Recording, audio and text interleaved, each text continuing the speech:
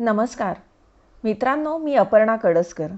वसुंधरेचा श्रावण, अंक दिवाळी 1994.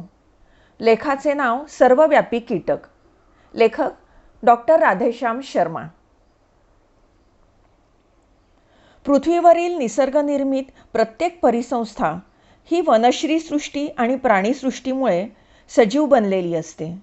अशा सौंदर्यपूर्ण सजीवतेचं वर्णन आपल्याला प्राचीन काळातील ऋषीमुनींच्या विविध रचनांपासून ते नजीकच्या काळातील कवी व निसर्गप्रेमी लेखकांच्या रचनेतून वाचायला मिळतं. वने ही जशी पर्यावरणाची संरक्षक मानली जातात, तसेच त्यात आढळणारे सर्व प्रकारचे सूक्ष्म जीवजंतू, पशुपक्षी हे सुद्धा पर्यावरणातील अभेद्य घटक आहेत.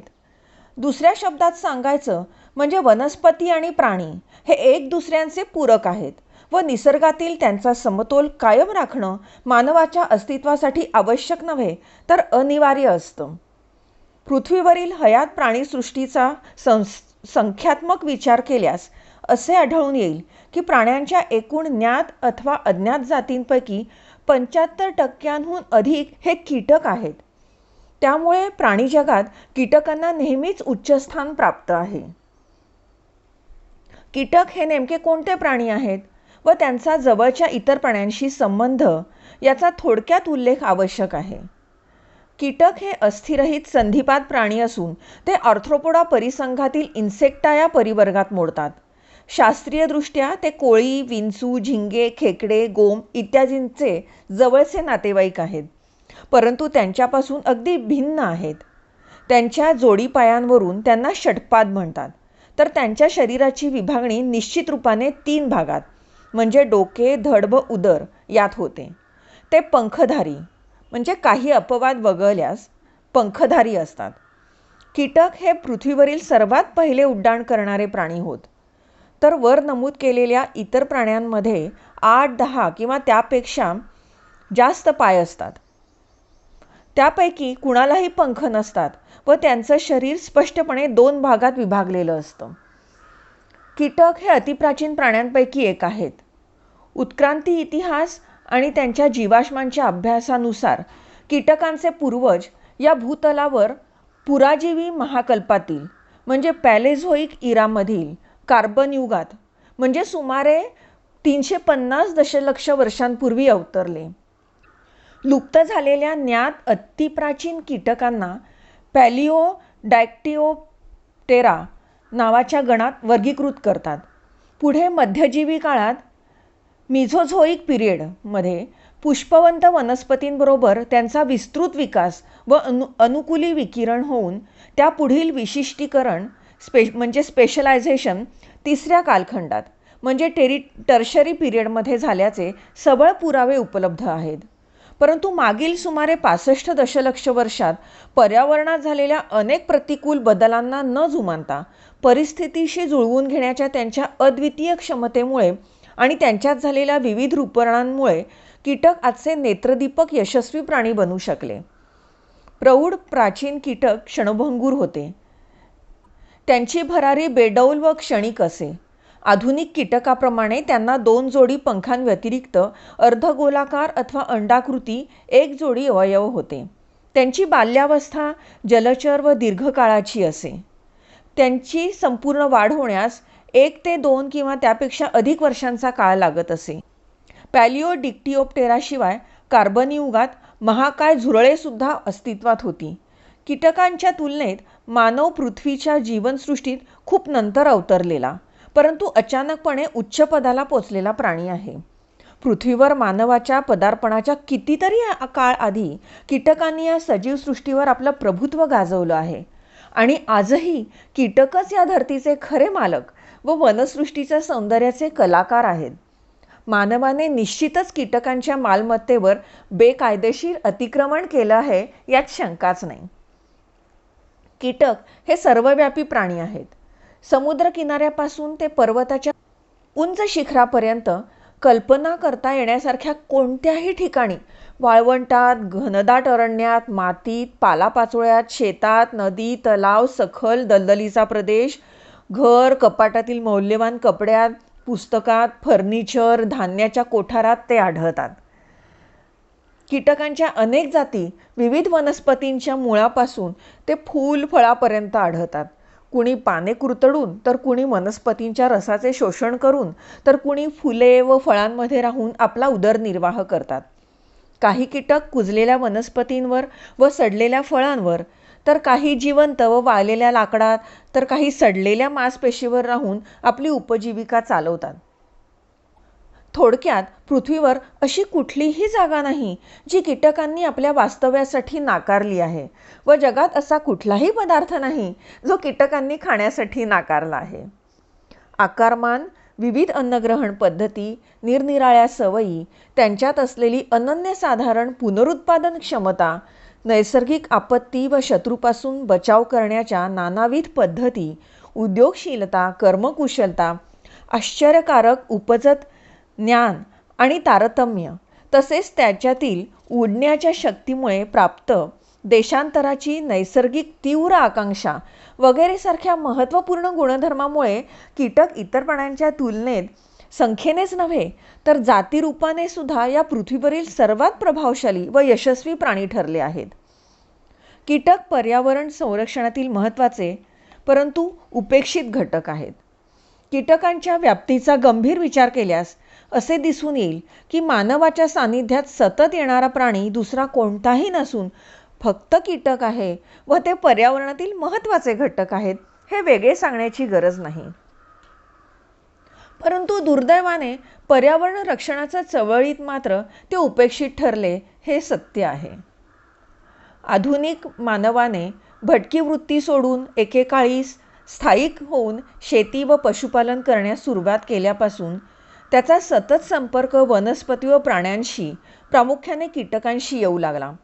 वनस्पतीबरोबर कीटकांचाही सहविकास झाला असल्यामुळे वनस्पती, कीटक व मानव यांच्या परस्पर क्रियेमध्ये खूप वाढ झाली व त्याची परिणती स्पर्धात्मक परस्पर क्रियेमध्ये म्हणजे कॉम्पिटिटिव्ह इंटरॅक्शनमध्ये झाली.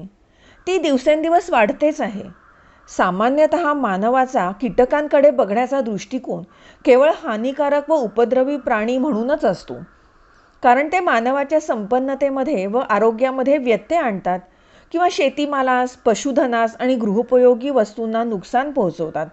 परंतु हे धक्कादायक सत्य कदाचित आपणास ठाऊक नसेल की संपूर्ण कीटक विश्वापैकी फक्त 1% कीटक हानिकारक असतात व उरलेले प्रत्यक्ष अथवा अप्रत्यक्षरित्या पर्यावरण रक्षणाचे कार्य करत पर्यायाने मानवास मदतच करीत असतात.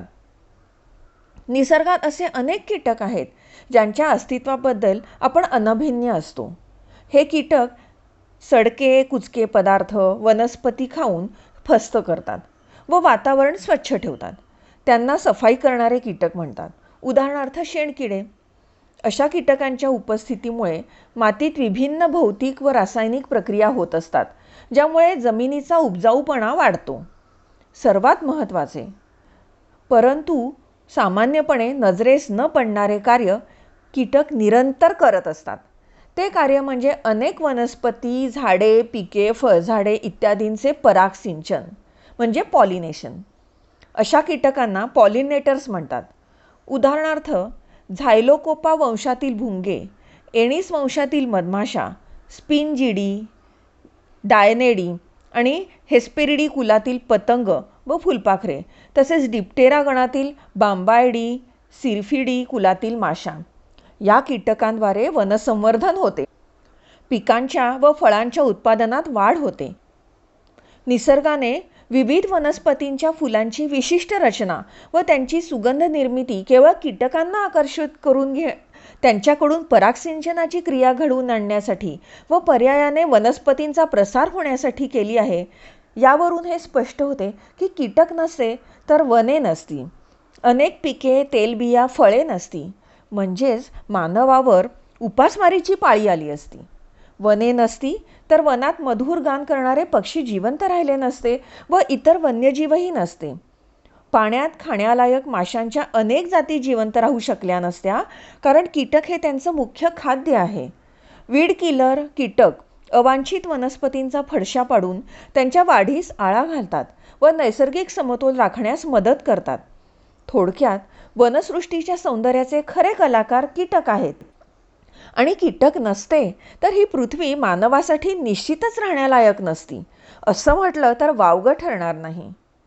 हानिकारक व उपद्रवी नियंत्रणासाठी मानवाने विषारी रासायनिक कीटकनाशकांचा अविवेकी उपयोग सुरू केला, ज्यामुळे जैविक नियंत्रणासारख्या नैसर्गिक नियंत्रण प्रणालीवर आघात होऊन प्रदूषणासारखे दुष्परिणाम आपणास भोगावे लागतात. हजारो कीटक आपल्या जीवनक्रमातील विविध कृतींद्वारे मानवास अप्रत्यक्षरित्या मदत करतात. अशा कीटकांना लाभदायक कीटक म्हणतात. ते दोन्ही प्रकारचे असतात, परोपजीवी व परभक्षी कीटक. यातील पहिल्या प्रकारचे कीटक पिकांना हानिकारक असलेल्या कीटकांच्या शरीरात स्थायी अथवा अस्थायी रूपाने राहून त्यांचा नाश करतात व त्यांच्या वाढीवर नियंत्रण ठेवतात. उदाहरणार्थ हायमेनेप्टोरा गणातील इक्वियोमिनिडी, ब्रॅकोनिडी, चाल्सिडी आणि डिप्टेस गणातील टॅचिनिडी कुळातील कीटक. दुसऱ्या प्रकारचे कीटक हानिकारक कीटकांची शिकार करून त्यांच्या संख्येवर नियंत्रण ठेवतात. अशा कीटकांमध्ये प्रामुख्याने चतुर, उंट कीटक, रॉबर फ्लाईज, गांधील माशा, परभक्षी ढेकूण, चित्रांग भुंगोरे, कॅराबिड व सिसिनडिलिड भुंगोऱ्यांचा समावेश होतो. आर्थिकदृष्ट्या कीटक हे अत्यंत महत्त्वाचे प्राणी आहेत. कीटक निर्मित अनेक बहुमोल पदार्थांचा उपयोग मानव अनादी काळापासून करत आला आहे. अशा कीटकांना उत्पादक कीटक म्हणता येईल. ते आहेत रेशीम कीटक, मधमाशा आणि लाक्षा कीटक. रेशीम कीटक हे एक प्रकारचे पतंग आहेत. त्यांचे सुरवंट आपल्या भोवती कोश तयार करताना रेशीम तयार होते. रेशमाचा उपयोग वस्त्रोद्योग व हवाई छत्र्यांच्या निर्मितीमध्ये मोठ्या प्रमाणात केला जातो. मानवाचा आणि मधमाशांचा संबंध सहस्त्रकालापलीकडचा आहे. मध आणि मेण हे दोन उपयुक्त पदार्थ आपणास मधमाशांपासून प्राप्त होतात. मेणांचा वापर औषधी व औद्योगिक क्षेत्रात केला जातो. रेशीम आणि मधानंतर अत्यंत उपयुक्त पदार्थ म्हणजे लाख. हा एक डिंकासारखा चिकट पदार्थ आहे व एका सूक्ष्म कीटकापासून प्राप्त होतो. त्यांना लाक्षा कीटक म्हणतात. या कीटकांचा उल्लेख वेद व महाभारतासारख्या प्राचीन ग्रंथातही मिळतो. या कीटकांची उत्पत्ती व वाढ विशिष्ट झाडांवरच होते. उदाहरणार्थ पळस, बोर, बाभूळ, खैर, कुसुम वगैरे. लाखाची शेती दुहेरी फायदा देते. एकतर ते ज्या झाडांवर वाढतात त्यांची जोपासना केल्यामुळे वनसंरक्षण साध्य होते व लाखासारखा उपयुक्त पदार्थही प्राप्त होतो. याशिवाय कीटकांपासून आपणास रंग व औषधी प्राप्त होते. खाद्य म्हणूनही कीटकांचा वापर भारतात तसेच परदेशातही केला जातो. मधमाशांच्या नांगीचा वापर संधिवात व सांधेदुखीसारख्या रोगाच्या इलाजात केला जातो. तर झुरळांवर प्रयोग करून कॅन्सरसारख्या रोगावर उपाय शोधण्याचे प्रयत्न केले जातात. सर्वात महत्त्वाचा भाग म्हणजे कीटकांवर केलेल्या विविध प्रयोगांवरून अनुवंशशास्त्रातील अनेक मूलभूत नियमांचा शोध लागला. उदाहरणार्थ ड्रोसोफिला माशी. शेवटी कीटकांचे रंग, आकार, कलाकृती विश्वास न बसण्याएवढे विलक्षण व चमत्कारिक आहेत. या सर्वांचा उपयोग मानवाने प्राचीन काळापासून निसर्ग आणि कला यातील सौंदर्यवाद शास्त्रात केला आहे, जे मानव व कीटक यांच्यातील जवळिकीचे द्योतक आहे. सुपर ऑर्गॅनिझम्स व सामाजिक कीटक. मानव हा सर्वात अधिक विकसित प्राणी समजला जातो व तो निसर्गावर मात केल्याचा तोराही मिरवतो. परंतु सामाजिक कीटकांच्या म्हणजे मुंग्या, मधमाशा, गांधील माशा व वाळवी यांच्या तुलनेत त्याची बुद्धी, चातुर्य, शिस्त, अनुशासन, समन्वय, सहकार्य व कर्तव्य भावना वगैरे गोष्टी खूप अपुऱ्या वाटतात. आजच्या सामाजिक प्रदूषणाच्या वातावरणात बदल घडवून आणायचा असेल तर मानव समाजाने सामाजिक कीटकांचं अनुकरण थोड्या प्रमाणात का होईना करणं आवश्यक आहे. या लेखात कीटकांबद्दल जे काही सांगितलं आहे ते त्यांच्या विविधतेचं मूल्यमापन न करता येण्याएवढ्या अफाट विश्वाची केवळ झालर आहे. शास्त्रज्ञांच्या मते भारतात ज्ञात कीटक जातींची संख्या 60,000वर आहे. आज वैविध्यतेच्या जपणुकीचं वारं जगभर वाहत आहे. शास्त्रज्ञांच्या मते पृथ्वीवर सजीवांची संख्या 10 ते 30 दशलक्ष असण्याची शक्यता आहे. त्यापैकी अद्याप फक्त 1.5 दशलक्ष प्राण्यांची ओळख व माहिती झाली आहे. निसर्गातील मानवी हस्तक्षेप व त्यामुळे होणाऱ्या पर्यावरणाच्या ऱ्हासात अशा असंख्य जाती त्यांची ओळख पटण्यापूर्वीच कायमच्या संपुष्टात येतील अशी भीती निर्माण झाली आहे. संख्येने व जातीने तसेच त्यांच्या उपयुक्ततेच्या दृष्टीने जनमानसात कीटकांबद्दल जाणून घेण्याची भावना निर्माण होणे आवश्यक आहे. त्यासाठी वन्यजीव संरक्षणाच्या चळवळीत निसर्गाच्या या सूक्ष्म परंतु अतिमहत्त्वाच्या आविष्काराला म्हणजे कीटकांना वाघ, सिंह, हत्ती यांच्या बरोबरीचं स्थान मिळावं अशी पर्यावरणवाद्यांकडून विनम्र अपेक्षा. धन्यवाद. मित्रांनो, डॉक्टर राधेश्याम शर्मा यांचा सर्वव्यापी कीटक हा लेख आपण ऐकलात. तुम्हाला जर हा लेख आवडला असेल तर लाईक करा, शेअर करा आणि वाईल्ड चॅनलला सबस्क्राईब करा. आणि हो, बेल आयकॉन दाबायचा विसरू नका. अनेक वैज्ञानिक आणि छान छान लेख आम्ही तुमच्यासाठी घेऊन येत आहोत. नमस्कार.